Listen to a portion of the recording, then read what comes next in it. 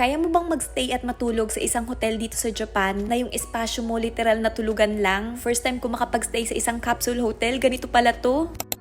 Ngayong araw na nga guys ang start ng solo travel natin. Galing ng Toyama Station, pupunta ako ng Nagoya. Tignan nyo naman guys kung gaano kalaki itong maleta at bag ko. Mga nasa 20 kilos itong maleta, tapos yung pinaka-backpack, nasa 12 kilos. Nako, good luck na lang talaga sa akin sa mga akyatan ng hagdan. Pagkatapos ng 3 oras na biyahe, nakarating din ng Nagoya City. At ngayong araw guys, magsistay ako dito. Kasi guys, kung nakikita nyo na sa my day ko, kinabukasan, flight ko na papunta ng Pilipinas. Kinakabahan ako bumiyahe ng same day ng flight, kaya naisipan ko na stay na lang ng Nagoya. Nag-isip at naghanap nga ako ng pinakamurang hotel na mapagsistayhan. At ito nga yung lumabas sa search ko. Walang iba kundi itong capsule hotel. Dito sa 9-hour capsule hotel ako nagstay sa Nagoya City. 7 minutes lang to nalakad galing ng Nagoya Station. Pinatabi ko na muna sa kanila yung bag ko para naman komportable yung pag-iikot ko dito sa Nagoya. Habang naglalakad ako, ang dami ko nakita mga babae dito na merong kulay yung buhok. Nakakainggit, sobrang ganda. Gustong-gusto ko rin magpakulay ng buhok kaso kasi hindi pwede sa work ko ngayon. Medyo mainit din ngayong araw, buti na lang dala ko tong maliit kong fan. Ang tagal din nagtatagal ng battery, kahit na ganito kaliit. Kung nakita nyo na yung una kong vlog, alam nyo na rin siguro yung eksenang to guys. Isa rin sa ipinunta ko sa Nagoya ay para finally makabili na ng MacBook. Sa lugar ko kasi sa Toyama City, tinawagan ko na halos lahat ng mga nagbebenta ng Apple. Kaso guys, wala yung hinahanap ko na klase ng keyboard. Ayun nga yung walang Japanese or hiragana na nakasulat. Gusto ko talaga yung US keyboard kasi dito ako sanay. Iba kasi yung arrangement kapag ka merong Japanese. Ang epic fail pa nga ng pagbili ko na to kasi nung una kong try, hindi tinanggap yung card ko. Kaya tumakbo ko papunta ng 7-Eleven para mag-withdraw kasi baka maubos na naman. Pagkatapos no, nag-check-in na nga ako sa 9-hour capsule hotel. Tignan nyo guys, iba yung elevator ng babae sa lalaki. Syempre kasi sa ganitong klaseng tulugan, hindi pwedeng magkasama yung magkaibang gender. Tignan nyo kasi dito guys, halos wala talagang space. Mararamdaman mo siguro talaga na meron kang kasama sa pagtulog. Saktong alas 3 nga ako nag-check-in kasi gusto ko talagang makita ng ganito nga wala pa masyadong tao. Kaya kung nakikita nyo guys, ako yung kauna-unahang nag-check-in dito. Kaya wala pa mga tao sa loob. Na-imagine ko na guys kung makakatulog ba talaga ako dito. Matagal ko na nga nakikita yung mga videos about sa capsule hotel. Kaya meron din talaga akong eagerness na subukan na makapag-stay at makatulog dito. At finally, ito na nga yung araw na yun. At ito nga mga gamit ko, hindi ko pwedeng ilagay doon. Kasi kung ilalagay ko to doon guys, saan na lang ako matutulog? Buti na lang provided na rin nila yung locker na mapaglalagyan ng mga gamit. Nag-worry pa nga ako guys kasi baka hindi kasya itong mga gamit ko sa sobrang dami. Una ko nilagay itong maleta. Maliit lang yung locker pero parang talagang pinag-isipan. Nakatuwa na talagang kasya yung mga gamit ko. Sa baba yung maleta tapos sa taas naman itong bag. Yung mga gamit ko parang talagang sinukat na talagang saktong-sakto yung espasyo. Walang labis, walang kulang. Meron na rin silang provided dito ng mga basic amenities. At yung mga yun nga nakalagay dito sa bag na to. Tignan nyo guys, ganito yung itsura ng mga lockers. At ito naman yung toilet.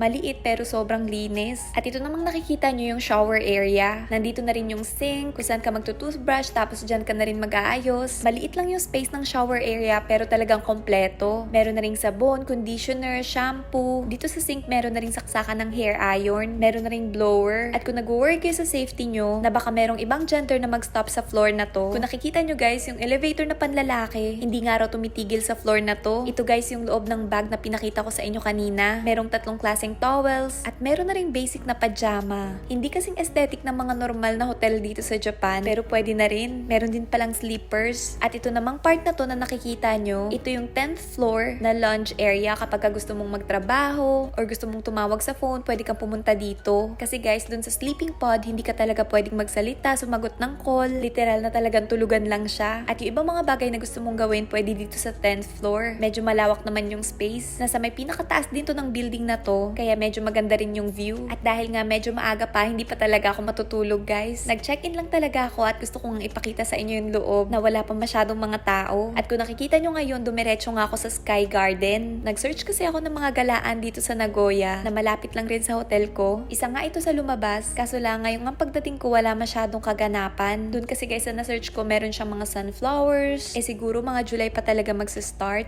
Pero hindi naman ako nagsisi na pumunta ako dito kasi ang ganda rin talaga. Kasi merong garden sa isang building. Katabi ng Sky Garden merong cafe. stay. Kaya dito na ako nagstay para mag-unbox na itong bago nating MacBook. Naku guys, sobrang saya ko talaga kasi alam nyo naman, sobrang dami ko ng trabaho at ginagawa ngayon. At yung phone ko talagang medyo nag-give up na. Ang bilis ng uminit kasi laging ginagamit. Kaya naman yung ibang mga admin tasks, pwede ko nang gawin dito sa MacBook. Ayan nga, tinawagan ko na agad sina mama. Nung oras na para matulog, bumalik na rin ako ng 9-hour capsule hotel. Nag-prepare na rin ako for bed. Naligo, toothbrush, at nagpalit ng pajama. Tignan nyo yung magiging pintuan ko guys, binababa lang. Grabe, ang cool ng experience na to. Sobrang ako naninibago. Kaya para talaga akong bata dyan na nagmamasid sa paligid. Pero buti na lang, hindi rin ako ganun kalaki. Kaya parang yung size ko, saktong-sakto lang din dito sa capsule hotel. Actually guys, lately medyo nahihirapan ako matulog. Pero parang sa ganitong lugar, mabilis akong makakatulog. Tignan nyo guys, hindi ka talaga makakatayo dito. Grabe guys, sobrang sulit. Kapag meron akong mga ibang solo travel, parang gusto ko ulit sa capsule hotel magstay. Kasi guys, sobrang convenient. Halos nandito naman na lahat ng kailangan mo. Bukod dun, malaki pa yung masasave mo. Ayun lang guys, matutulog na ako. Thank you so much for watching!